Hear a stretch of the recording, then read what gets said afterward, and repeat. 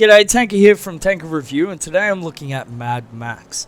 If you haven't worked out that you can get this game for $21 yet, click on my channel, click on the link, Mad Max for $21. The link or the offer should still be available, not sure, but at the point in time of making the previous video, it actually was. You could buy this game for about $21 Australian, which is about $15 Euro, which should be about $16 US sort of thing.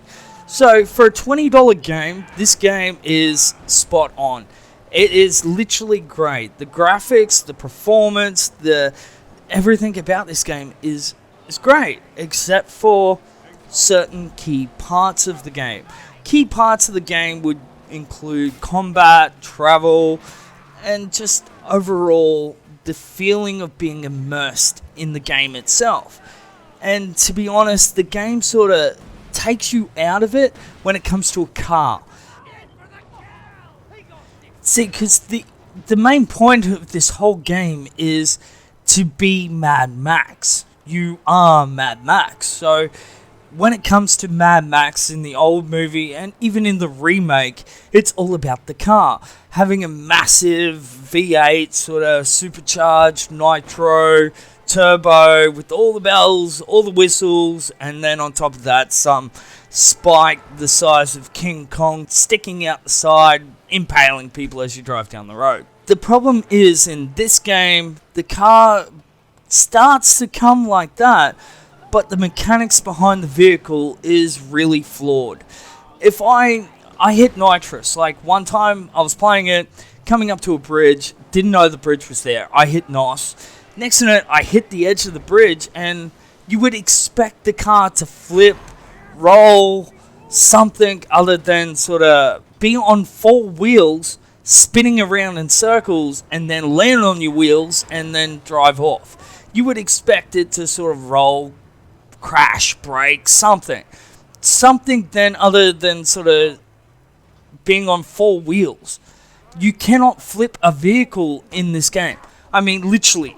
You cannot get it on two wheels unless you've harpooned something and then turn while you do it, but even then it's just going back to the four wheels again.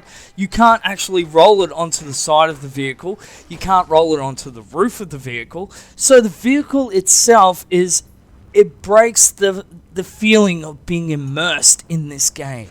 It really does.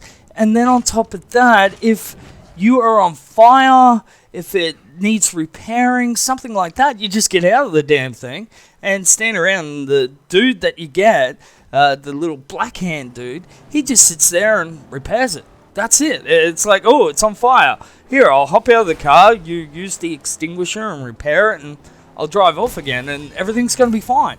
I didn't have to go get parts to repair it. I didn't have to sort of try and salvage one of the other vehicles that from the raiders or from the other people that are in the world. You know, I destroy their car, but there's a tire laying on the road. It doesn't mean I can go over and get that tire and put the tire on the car. It doesn't actually work that way. What you've got to do is get scraps, and scraps are used to upgrade your vehicle.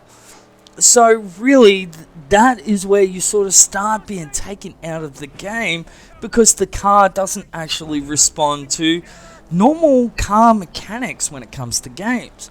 The car seems to be impervious to any real damage whatsoever. Yeah, your vehicle may get damaged and stuff like that, but as I said, you hop out for a couple of seconds and it's repaired and you can hop back in and start all over again.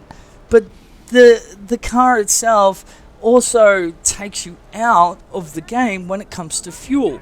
I don't even know why they even bothered adding fuel to the car. Like, I understand it's a post-apocalyptic, it's desert wasteland, it's this, it's that, but why add fuel? Like, what is the point of that? Every time I do a camp, I find fuel cans. So, really, there's no point in fuel. I just put a can of fuel in the back of the car and drive around, but then the fuel gauge never actually goes down. I've been playing it now for about, 12 hours, and I've only had to fill it up once. 12 hours in a fully worked V6, and yet that's it, 12 hours, and I filled it once, and that was only because I just did this camp, and I had like 8 jerry cans just laying around, so I thought, stuff it, I'll just chuck some fuel in the car, and that's really it. So the car itself, it doesn't do the job. You would expect, being a post-apocalyptic world, that it's more of the vehicle is made up of bits and pieces, scraps, items you found left, right, and center. You don't expect to have this immaculate-looking machine just sort of cruising down the road, but that's pretty much what you get. It's this immaculate machine cruising down the road, and it just has spikes sticking out of it. It doesn't make sense when it comes to that. They could have done that so much better. But the combat in this game is superb. I tried to play Witcher 3. I really did. Everyone raved about it. I really tried to play it. I could not get past the combat system. The storyline may have been there, but that combat system would be the chunk of my gameplay. And I literally tried. I gave it like 3 hours, and after 3 hours, I put it down and never went back. Because the game itself, the combat was just pathetic. It was a tack, roll, tack, roll, and that was it. But in Mad Max, you've got parry, you've got dodge, you've got counter, you've got attacks, and all that actually works out really, really great. Especially when you pick up a weapon. Someone may come at you with a weapon, or you may come at them with a weapon, and you're in the middle of this fight, you're in the middle of a camp, and all these people are around you, and you're countering, you're boxing, you're rolling, you're doing so much more when it comes to the combat, which is superb, really. So you're in the middle of a fight, you're surrounded by about 10 people, and you're going hard, you're blocking, you're parrying, you're dodging, you're doing counters, and you're attacking, and then out of nowhere, Fury kicks in. And what Fury is, it's like a massive adrenaline rush through your body, allowing you to hit twice as hard than you normally do. If you hold in the button, you can hit harder. But with Fury, it's every hit that you do is actually a power punch. So at that point, it's actually great. You start laying out people, you suplex someone, you throw someone, you drop kick someone, you start doing massive moves. And that itself is just superb. Because I don't pay attention to the Fury. There's probably someone out there that pays attention, but personally, I don't. So when it happens, it's just like, bam, bam, oh, wow, yes, bang, bang, and then you start laying in twice as hard. It's like that feeling you get. It's so immersive, it's not funny, because it's like, yes, I can beat this dude up. And it's great. It really is. And that is what is so great about the combat system, is it's so immersive, it's not funny, but then the game itself draws you out.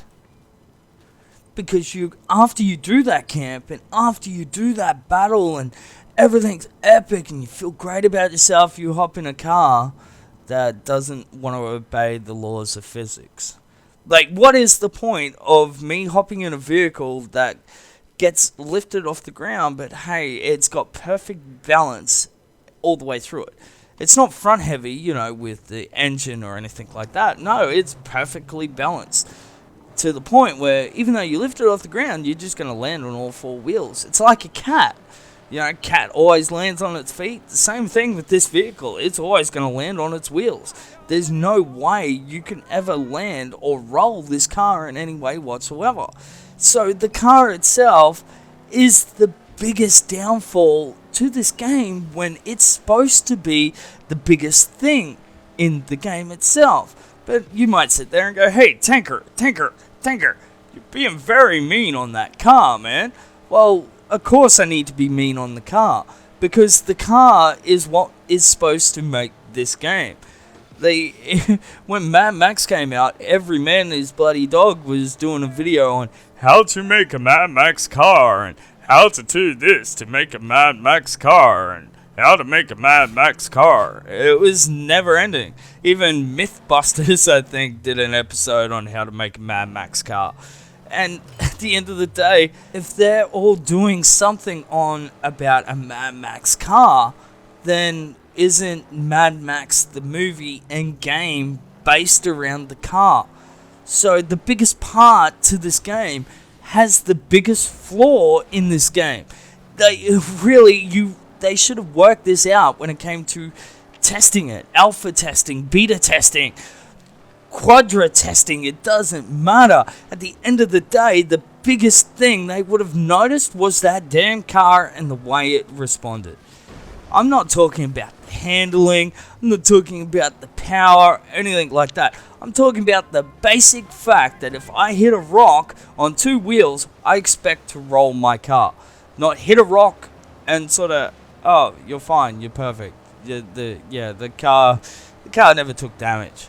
The invincible car, the one that has the miracle mechanic that doesn't need any parts or anything like that. He just needs a tool. And that tool is the most universal tool you'll ever come across. People in the real world, they're going out and buying tool sets. You're an idiot. Don't buy a tool set, buy the miracle tool. Coming soon to a store near you. The miracle tool, the one tool you only need for everything. Because that is literally the way it is when it comes to this dude. It's one tool fixes all. No parts, no nothing, just plain and simple, one tool will fix it. I can't go and scrap another car for parts. That's unheard of, because I've got a miracle tool.